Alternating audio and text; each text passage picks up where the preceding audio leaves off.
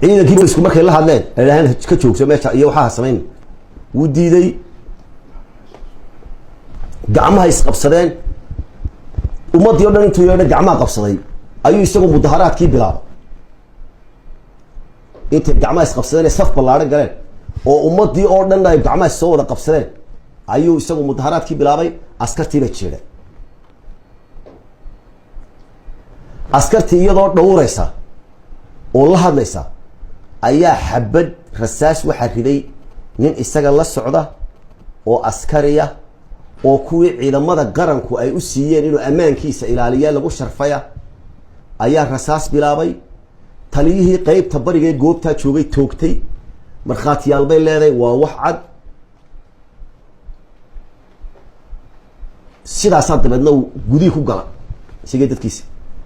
iyadoo sharciga la dhowrayo askartii faraha badnida meesha joogtay umay jawaabin oo ninkaa wax tallaabaa iyo rasaastoona umay jawaabin waa garanaynaa magaciisa waa lala xisaabtami doonaa